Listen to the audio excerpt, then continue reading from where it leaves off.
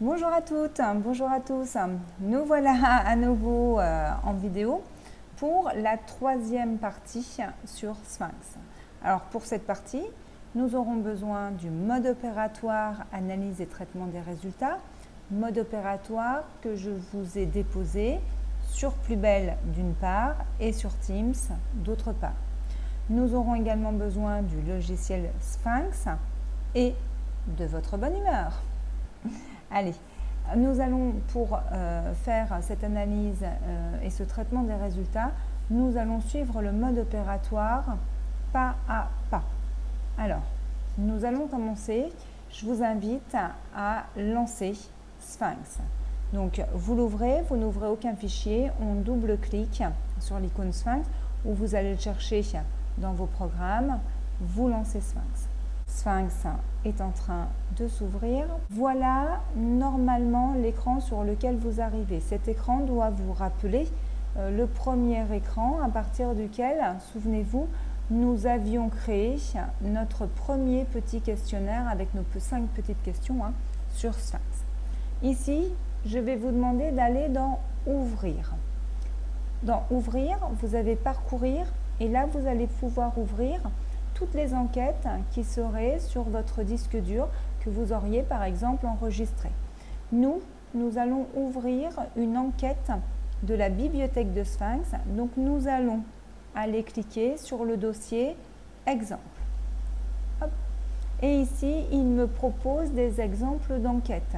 J'ai analyse quali, automobile, baromètre social, boisson, consommation, reblochon, ce n'est pas de saison et pourtant, santé, télévision, tourisme, transport. Vous l'aurez compris, nous allons prendre automobile. C'est pour ça que je vous ai fait créer un mini questionnaire automobile. C'est pour qu'il y ait une continuité entre les différentes vidéos et entre les différents questionnaires sur lesquels nous avons travaillé. Donc ici, je sélectionne automobile et ensuite, vous faites ouvrir. Ici, vous avez multimédia automobile.sphx, Sphinx. C'est là-dessus qu'il faut cliquer. On attend l'ouverture, chargement en cours de l'enquête automobile. Après un temps de chargement, nous arrivons sur cet écran. Sur cet écran, nous avons conception du questionnaire, diffusion et collecte, gestion des données, analyse des résultats et analyse textuelle et sémantique. Donc, vous avez ouvert, nous avons ouvert une enquête qui s'appelle automobile. Cette enquête, nous allons devoir nous l'approprier rapidement. Quelles sont les caractéristiques de cette enquête? Nous avons, dans un premier temps, une date de création. Bien évidemment, normalement, la date de création doit correspondre au moment où vous ouvrez cette enquête. La dernière modification, c'est-à-dire la création initiale du questionnaire, était le 4 juillet 2019. Nous avons 40 questions dans ce questionnaire et 200 réponses. 200 personnes ont répondu à cette enquête. Il s'agit alors de notre échantillon. Si je dois remplir, compléter plus exactement mon mode opératoire papier, la taille de l'échantillon sera de 200. La date de création, c'est le 4 juillet. Le nombre de questions est de 40. Maintenant, je vous invite à aller découvrir un petit peu quelles sont ces questions. Pour découvrir quelles sont ces questions, je vais aller dans le menu Conception du questionnaire, dans Rédiger mon questionnaire. À partir de là, je vais pouvoir prendre connaissance de mon questionnaire. Donc, nous allons aller dans Affichage. On va plutôt l'afficher en liste détaillée. Voilà ce que nous avons. Alors, hop, je tire un petit peu ici. Nous avons, hop, possession. Avez-vous une voiture à votre disposition? Oui, non. Il s'agit ici d'une question fermée à choix unique. Vous voyez qu'il y a des petits points de contrôle qui sont certainement des renvois. Regardez, hop, vous l'avez ici. Appartenance, Donc, à qui appartient-elle? S'agit-il d'une voiture française, allemande, italienne, américaine, japonaise, suédoise, autre? La marque de cette voiture, l'ancienneté, quel est son âge? Ici, nous avons une question ouverte numérique. Quelle en est sa puissance? Nous avons une question fermée à choix unique. Quel est le carburant utilisé? Quelles sont les options? Ça, c'est dans la partie voiture. Votre satisfaction par rapport aux performances. Et ici, regardez, nous avons ce qu'on appelle un tableau de questions ou un groupe de questions. La vitesse, le confort, la sécurité, la tenue de route, l'espace, l'esthétique, la consommation, la pollution, l'entretien, j'en passe, et des meilleurs. On me demande de noter sur 20 les performances, la satisfaction des qualités de ma voiture. Question ici, regardez, ouverte numérique. Le comportement ensuite avec des questions ouvertes numériques ou des questions ouvertes heures pour calculer une moyenne sur des heures. Vos attentes en matière de véhicule, les critères, la fidélité. Et regardez, on retrouve une question ouverte texte. Comment décririez-vous la voiture idéale? Alors, dans critères, regardez, on a une question fermée à choix multiples, hop, puisque nous avons nos petits carrés. Ensuite, on passe à la fiche signalétique, qui est ici l'identité. Vous avez le sexe, la date de naissance, la CSP, le code postal, et voilà, et l'image de la voiture idéale si vous vouliez en insérer. Est-ce que c'est OK pour tout le monde? Oui. Alors, ça ressemble dans la structure au petit questionnaire que nous avions fait. Bien évidemment, celui-ci est beaucoup plus développé que le petit questionnaire que nous avions créé. Donc, j'aimerais qu'on aille voir les renvois. Alors, ici, hop, on va se mettre dans Contrôle et nous allons aller voir les renvois. Regardez, je n'ai ici qu'un seul renvoi. Après possession, aller à 24 critères si possession est non. D'accord? Donc, si je ne possède pas de voiture, je vais directement à la 24 critères. C'est bon pour tout le monde? OK. Allez. Ici, maintenant, vous pouvez cliquer donc, sur cette petite croix ici. Ça nous renvoie hop, à cette boîte de dialogue. Pour analyser les réponses de mon questionnaire, alors, que se passe-t-il? Je vais pouvoir aller soit ici sur analyse des résultats, soit sur analyse textuelle et sémantique. Alors, l'analyse textuelle et sémantique, nous n'en parlerons pas ici. Nous irons uniquement dans l'analyse des résultats. Et ici, je vais aller choisir tableau de bord automatique. Allez, hop, tableau de bord automatique. Donc, il me demande où est-ce que je veux l'enregistrer. Donc, je vais mettre automobile 1. Normalement, vous, il ne doit pas vous demander ça. D'accord? C'est parce que moi, j'ai déjà travaillé sur cette enquête pour vous faire le mode opératoire. Ici, on propose 3 solutions. Faire un dépouillement automatique, créer moi-même mes analyses à plat et croisées dans un rapport structuré en partie, c'est-à-dire faire un plan de dépouillement, ou alors avoir un dépouillement intelligent, c'est-à-dire que Sphinx s'occupe de tout et me gère mon dépouillement intelligent en fonction d'axes de réflexion au préalable définis. Ces deux-là, alors le plan de dépouillement normal, c'est ce que l'on ferait sur la partie Sphinx version 5 qui est à l'IUT. Ici, nous n'allons pas nous embêter à faire un plan de dépouillement nous-mêmes. Ici, nous allons choisir le dépouillement automatique. Pourquoi le dépouillement automatique? Parce que Sphinx va alors dépouiller automatiquement, c'est-à-dire analyser, traiter, pardon, pas analyser, c'est vous qui ferez l'analyse, Sphinx traite. C'est-à-dire vous présenter des tableaux différents, mais sur le maximum de questions. Allez. Mais dis donc, c'est quoi un tri? Un tri, c'est simple. Il va nous permettre de trouver des résultats à une question. Il existe deux tris. Des tris que l'on qualifie d'aplats, pas comme les autres, et des tris croisés. Mais avant toute chose, un petit rappel. Alors, ce rappel, c'est quoi une question? Une question, c'est un libellé. Par exemple, aimez-vous le chocolat? D'accord? Ensuite, il nous faut une variable. Une variable, par exemple, chocolat, tout en majuscule. C'est un mot qui résume la question. Des modalités de réponse. Oui, j'aime le chocolat. Non, je n'aime pas le chocolat. Et enfin, il nous faut un type de question. Ici, c'est une question fermée, à choix unique. Revenons maintenant à nos tris. Donc, notre tri à plat, nos tri à plat, c'est quoi? Eh bien, finalement, nous allons tout simplement compter le nombre de réponses que nous obtenons à chacune des modalités de notre question. D'accord?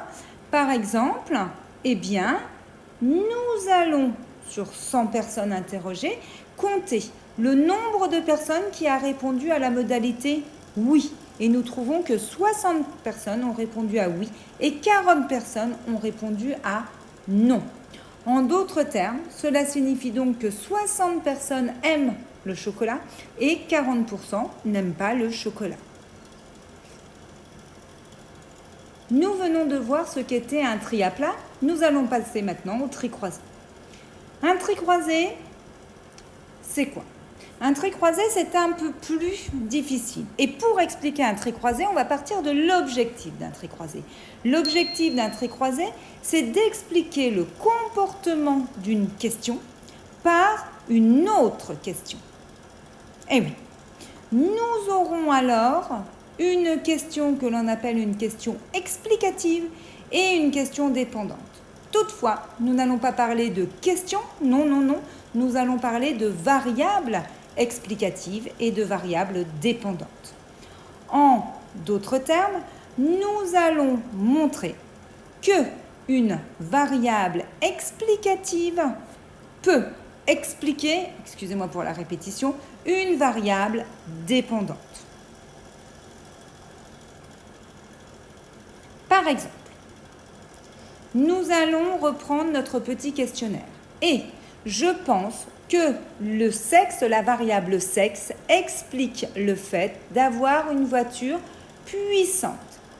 Je vais donc dire que la variable dépendante, c'est la variable puissance, la variable explicative et la variable sexe. D'accord pour tout le monde? En gros, nous allons mesurer la dépendance entre ces deux variables par un test que l'on appelle un test du qui-2. Vous me rajouterez un S à variable, je l'ai oublié. Nous savons maintenant ce qu'est un tri à plat et un tri croisé. À la suite. On clique sur suivant. Hop. Ici, on me dit que j'ai déjà créé un ou plusieurs dépouillements personnalisés. Donc, il me demande si je veux remplacer le rapport dépouillement automatique. Vous n'avez pas cela. Vous cliquez directement sur créer un nouveau rapport. Moi, évidemment, je vais remplacer le rapport. D'accord?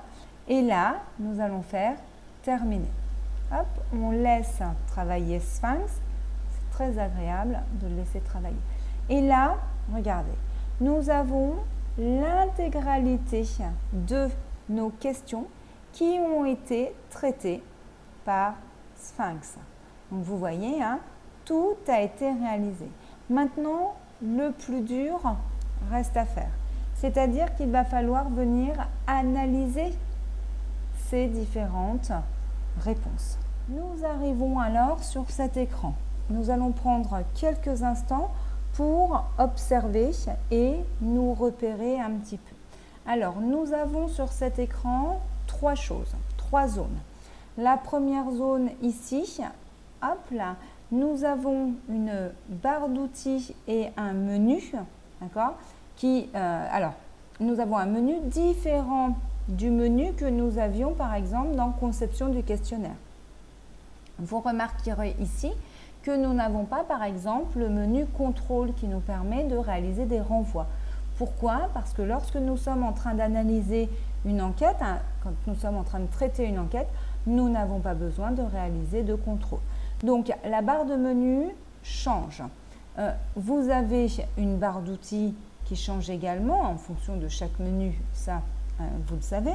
Vous avez sur le côté ici ce qu'on appelle l'explorateur. Alors, cet explorateur, il va nous permettre de jongler entre guillemets avec les variables très rapidement, de présenter différentes vues de notre rapport de dépouillement et de venir travailler sur des strates. Donc voilà. Et puis la dernière partie, eh bien c'est cette partie ici, mon écran finalement, qui me permet, qui présente tous les résultats à plat de mon enquête sous forme de graphique adapté aux résultats à mettre en évidence. Sur les différents graphiques, à chaque fois, on vous indique le numéro de la question, le libellé de la question, le taux de réponse et les résultats sous forme de graphique. Nous voyons bien ici qu'il s'agit de résultats de tri à plat. Pourquoi? Il s'agit d'un dénombrement des modalités de réponse. À la question « Avez-vous une voiture à votre disposition ?» Regardez, ici 87,5% répondent « Oui », 12,5% répondent « Non ».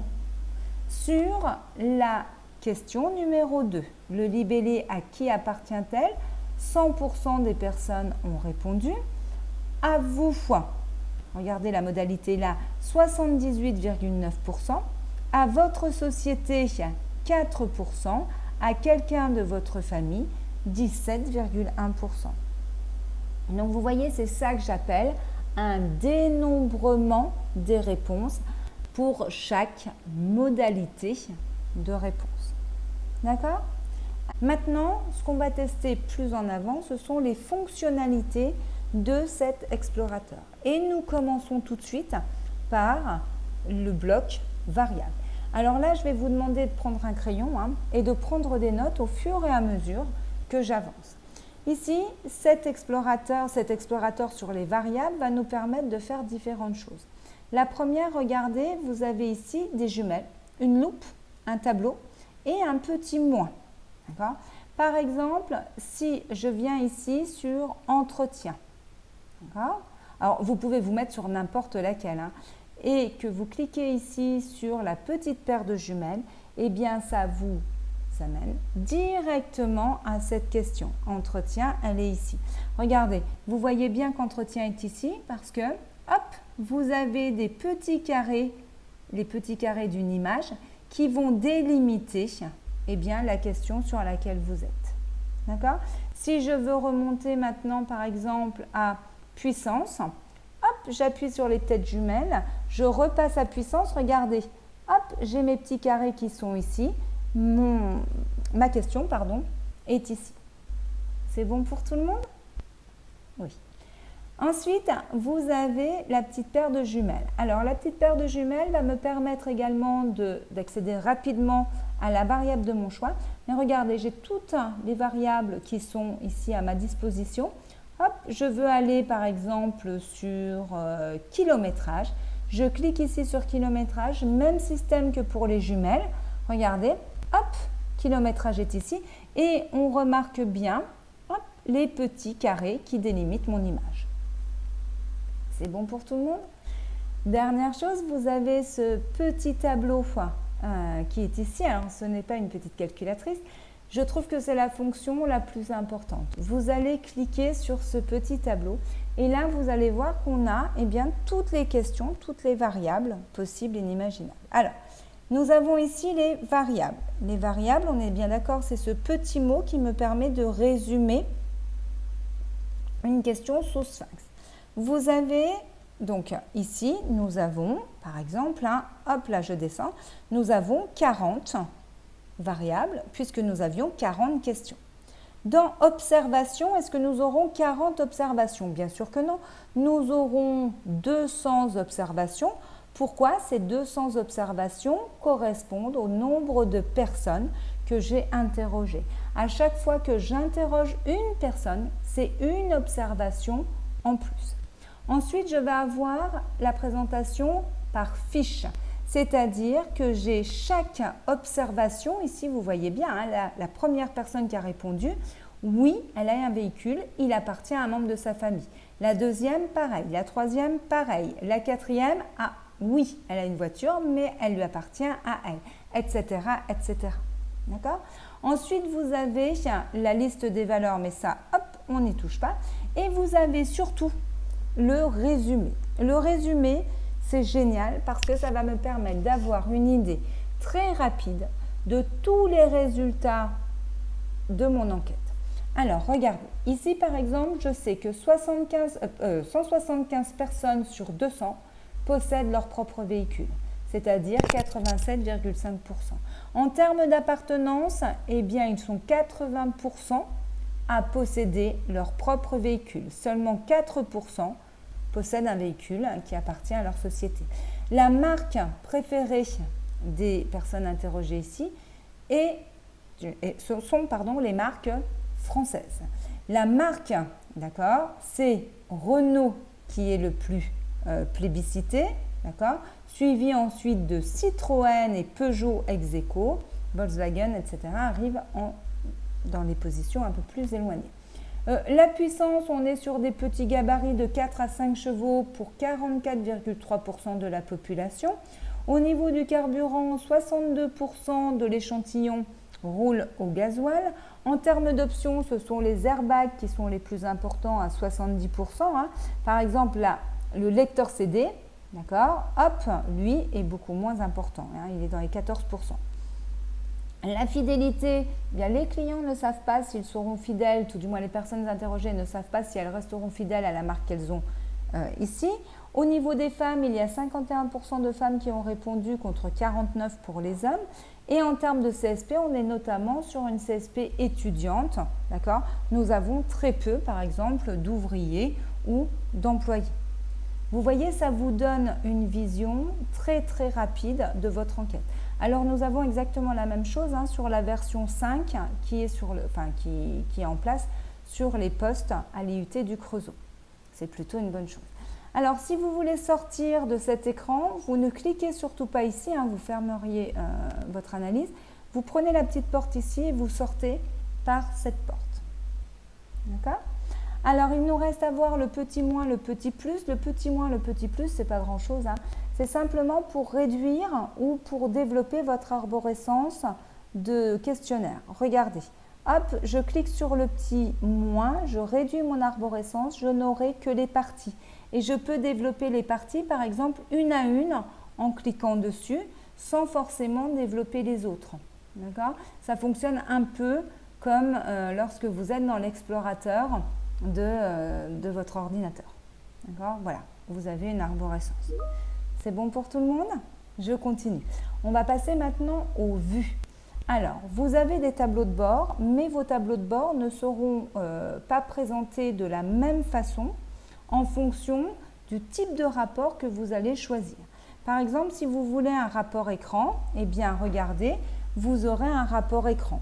Le rapport écran est plus facile à lire sur un écran, bien évidemment. D'ailleurs, il a la taille, finalement, d'un écran. Vous avez le rapport papier, il faut double-cliquer dessus. Regardez, vous voyez, on est bien organisé, etc. Et vous avez le rapport interactif qui va vous emmener sur Internet et qui va vous permettre de poser des questions ou d'avoir des aides pour réaliser le meilleur rapport possible. Donc voilà, vous pouvez le faire si vous le souhaitez. Hein, voilà, vous avez aussi le rapport satisfaction. Donc voilà, vous pouvez le faire. Moi, hop, je reviens sur le dépouillement automatique pour continuer avec vous. Donc, nous allons passer maintenant aux strates. Alors, une strate, c'est quoi ? Là, il faut bien partir du point de vue que lorsque vous faites un questionnaire, vous allez interroger des personnes. Ces personnes constituent ce qu'on appelle un échantillon. Cet échantillon, il est constitué d'hommes, de femmes, d'âges différents, de CSP différentes, etc., etc. Quelquefois, il peut sembler opportun pour notre analyse eh bien, de s'interroger sur le comportement particulier, par exemple uniquement des femmes ou uniquement des cadres, etc., etc. Alors, vous voyez, moi ici, hop, j'ai déjà homme, femme, CSP+. Alors, ici, regardez, hop, comme ça me permet de vous montrer comment supprimer la strate femme plus. Je vais également supprimer la strate femme et supprimer la strate homme. D'accord? Donc, ici, nous allons créer une nouvelle strate. Pour ceux qui ne l'auraient pas compris, une strate, c'est, eh bien, finalement, c'est un sous-ensemble de mon échantillon. Ici, hop là, je vais cliquer sur Nouvelle strate, tout simplement. Et là, je vais mettre, par exemple, les femmes. Hop, je fais une strate femme. Donc ici, je vais sélectionner pour dire à Sphinx que je ne veux que les femmes. Je vais ne prendre que les observations pour lesquelles à la variable sexe, il a été répondu femme. Et je vais faire OK. Regardez, nous allons hop là aller à la variable sexe ici. Regardez, hop. Et là, je m'aperçois que j'ai bien 100% de femmes. Je n'ai plus d'hommes. À mon idéal. Non, je blague. C'était misogyne. Hop. Ou androgyne. Androgyne plutôt. Donc ici, regardez, je ne suis plus sur mon échantillon total. Je suis sur une strate de femmes et je n'ai plus que 102 observations. Je peux aller un peu plus loin. C'est-à-dire que je ne veux pas seulement les femmes, je voudrais les femmes CSP+. Donc ici, allez hop, nouvelle strate et je vais noter femmes CSP+. Ici, je vais sélectionner les réponses telles que, eh bien, je recommence, il me faut telles que la variable sexe, eh bien, je n'ai que les femmes. Et là, je vais ajouter et il me faut également au niveau de la variable CSP, il ne me faut que les cadres que je sélectionne ici. Je fais OK. Et là, regardez, je vais avoir ma nouvelle strate, femme CSP+. Si je regarde ici, regardez, je suis sur la strate femme CSP+, avec un nombre d'observations relativement réduit, puisqu'il passe à 13 personnes interrogées. Si je descends hop là et que je me mets sur la variable sexe, je n'ai que les femmes. Et sur la variable CSP, je n'aurai que les cadres. C'est bon pour tout le monde? Oui? Alors, c'est vraiment très important de pouvoir faire des strates.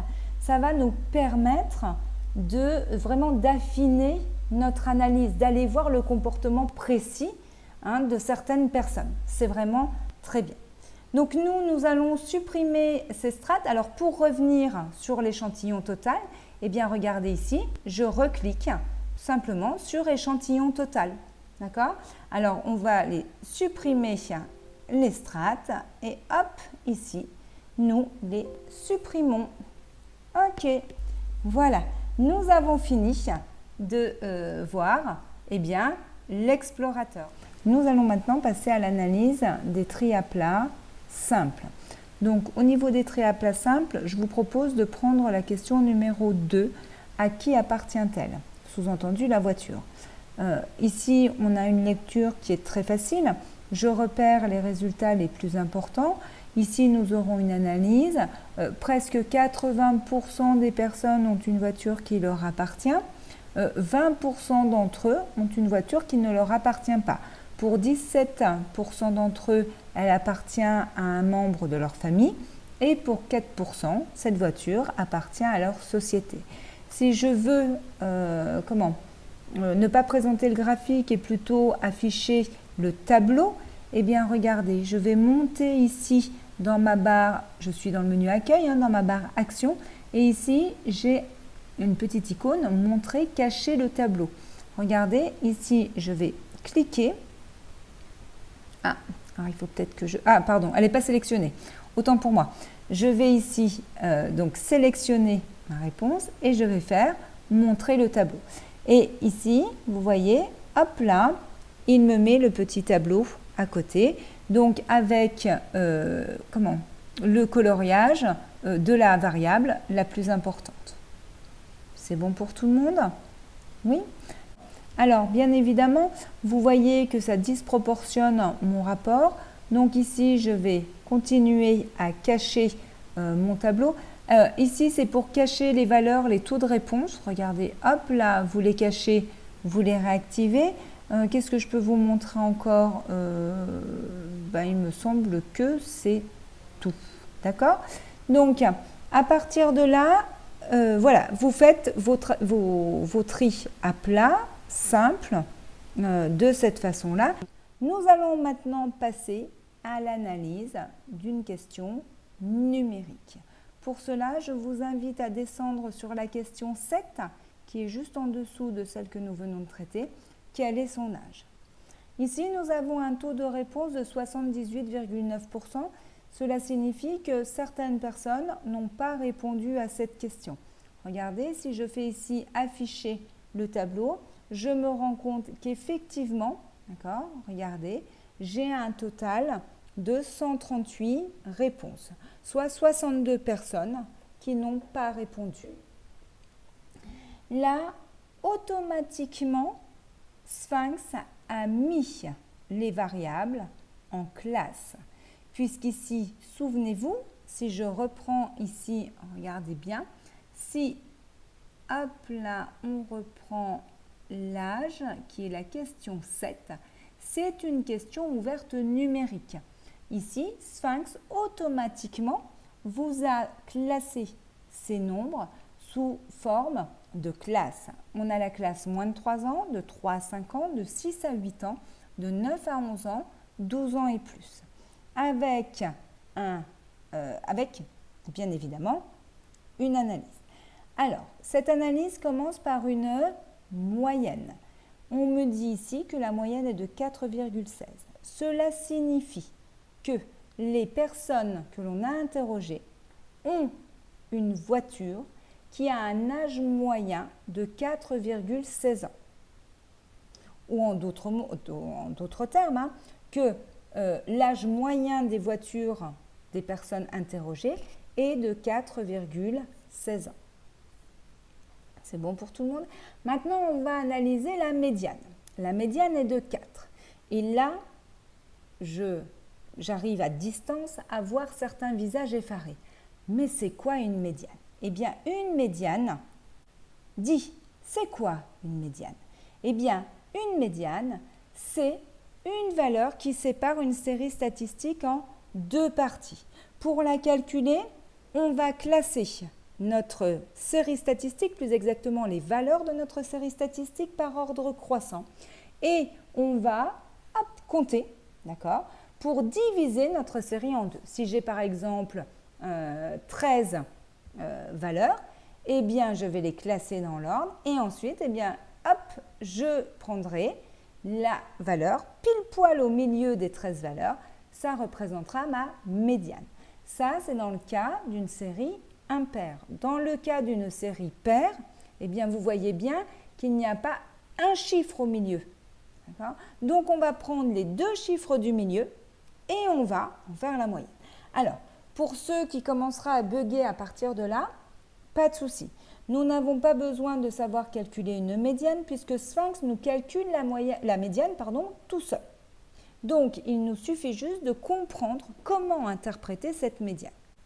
Eh bien, avoir une médiane de 4, ça signifie que 50% des personnes interrogées ont une voiture qui a moins de 4 ans et 50% des personnes interrogées ont une voiture qui a plus de 4 ans. C'est aussi simple que ça. Donc ici, revenons à notre petite question numérique ouverte. Eh bien, voilà, j'ai une médiane de 4. Maintenant, il faut que j'analyse mon écart type, tout du moins que je l'interprète. J'ai un écart type de 2,89. Là encore, certains se disent « Ouh là là là là là là !» Et je les comprends. Donc, on revient à notre petit rappel statistique. Dit, c'est quoi un écart type? Un écart type mesure la dispersion autour de la moyenne. Alors, avec ça, on est bien avancé. S'il est élevé, alors ma série est dispersée et la moyenne est à relativiser. C'est-à-dire que la moyenne n'est pas forcément pertinente. D'accord? Maintenant, s'il est bas, alors ma série est homogène et la moyenne est pertinente. On dit que la série est centrée autour de la moyenne. Alors, comment savoir si mon écart type est élevé ou bas? Eh bien, c'est facile. Je prends ma moyenne, ici de 4,16, je la divise par 2. Si l'écart type est supérieur à ce chiffre, alors j'ai un écart type élevé et ma moyenne n'est pas significative. Si l'écart type est inférieur à ce chiffre, alors l'écart type est bas. Ma série est alors homogène, ma moyenne est correcte et tout du moins significative. Dans notre exemple, nous avons un écart type de 2,89. Est-il bas ou élevé? Allez, on réfléchit, on prend la moyenne de 4,16, on la divise par 2 et on trouve 2,08. Cela signifie donc que mon écart type est supérieur à 2,08. Il est donc élevé. Cela signifie que la moyenne de 4 ans n'est pas significative. Il y a trop de dispersion dans les âges. Et effectivement, regardez ici, j'ai 3 personnes qui ont des voitures de 12 ans et plus. Tout du moins, regardez, 13 personnes même qui ont des voitures de 9 ans et plus, voire même 33% de personnes qui ont des voitures de 6 à 8 ans. J'en ai 63 qui ont des voitures de 3 à 5 ans, mais j'ai 42 personnes interrogées qui ont des voitures de moins de 3 ans. On a une série très dispersée, ce qui fait qu'ici, ma moyenne n'est pas forcément représentative. Donc, on va préférer ne pas exploiter cette donnée. Enfin, j'aurai le minimum de 0 et de 15. Ce sont les valeurs minimales qui ont été données et les valeurs maximale. D'accord? Voilà. Nous avons fini pour le traitement de la question numérique. N'hésitez pas à me recontacter si vous avez des soucis avec ces éléments. Nous allons maintenant passer au tri à plat d'une question groupée. Alors, le tri à plat de la question groupée, alors nous n'avons qu'un groupe de questions, donc nous allons prendre celui-ci. Regardez, hop là, le voici. Vous voyez, il est assez conséquent. Alors, regardez, je suis revenue, alors ne le faites pas vous, je suis revenue sur la question performance que nous allons analyser. Ici, vous avez donc, allez hop, regardez tous les items que l'on demande de noter en termes de satisfaction. C'est-à-dire qu'on demande, êtes-vous satisfait de la performance de votre voiture en ce qui concerne la vitesse, le confort, la sécurité, la tenue de route, l'espace, l'esthétique, la consommation, la pollution, l'entretien. Dans les modalités en colonne, vous avez l'échelle qui a été utilisée. Ici, vous voyez bien qu'il n'y a aucune valeur chiffrée. On n'a pas du tout satisfait, plutôt pas satisfait, moyennement satisfait, plutôt satisfait, tout à fait satisfait. Ici, pourtant, il y a un barème. Ce barème, regardez, nous allons le voir ici dans Analyse et calcul. Quand vous faites définir un barème, eh bien, vous pouvez définir un barème et avoir des pondérations, c'est-à-dire des chiffres. Nous n'avons pas saisi ces données-là sur le petit questionnaire que je vous ai fait faire. Et ici, visiblement, aucune donnée n'a été saisie non plus. Donc, Sphinx va automatiquement mettre son barème. Comment est-ce que je le sais? Nous allons aller voir ça tout de suite sur notre analyse. Hop, nous revoilà dans notre analyse. Regardez, hop, je mets mon tableau en grand, je n'ai plus besoin de l'explorateur. Alors, ici, hop, si je regarde bien sous le tableau que l'on me donne, j'ai valorisation des échelons de 1, pas du tout satisfait, à 5, tout à fait satisfait. C'est-à-dire qu'ici, Sphinx automatiquement a mis un 1 pour pas du tout satisfait. À noter 2, plutôt pas satisfait. À noter 3, moyennement satisfait. À noter 4, plutôt satisfait. et a noté 5, tout à fait satisfait. Ça veut dire quoi? Ça veut dire que concrètement, si l'on obtient une note de 5, cela signifie que les personnes sont très satisfaites des critères qu'ils ont notés. Maintenant, si on obtient une moyenne de 1, de 1, et quelques, ou se rapprochant de 1, ça veut dire que les personnes ne sont pas du tout satisfaites des critères qu'elles ont évalués. Ici, nous avons par exemple pour le critère esthétique une moyenne de 3,89, donc qui se rapproche de 4, qui est plutôt satisfait. Donc pour l'esthétique, nous pouvons dire que les gens sont plutôt satisfaits. Nous avons un écart type de 1,01. Alors il est élevé ou il est bas? Je prends mon 3,89, je le divise par 2. J'obtiens environ 1,9. 1,9, ça doit être ça. 1,9. Donc ici, eh bien, je suis en dessous de 1,9. J'ai donc un écart type qui est plutôt bas. Donc, mes réponses sont homogènes. La moyenne peut être prise en considération. Alors, regardez, on a ici un écart type à la limite qui est élevé, d'accord, qui est plus élevé que les autres, mais qui reste encore bas par rapport à la technique de la moyenne que l'on divise par 2. Idem, ici, regardez, on a des vraiment petits écarts types. Ça veut dire qu'on a vraiment une petite dispersion, par exemple, sur la moyenne de 3,36 au niveau de la performance et de l'entretien de la voiture. Est-ce que c'est bon pour tout le monde? Et bien maintenant, je vais finir par quelque chose que j'apprécie énormément, c'est l'élaboration d'un profil type. C'est-à-dire que quand j'ai des résultats d'enquête, j'aime bien connaître le profil type du répondant à cette enquête. Alors, pour ce faire, je vais vous demander de basculer sur les questions, sur les variables 27, sexe, et 29, CSP. Donc, moi, je vais descendre là, de cette façon-là, puisque j'ai réduit l'explorateur. Et ici, eh bien, voilà, je vais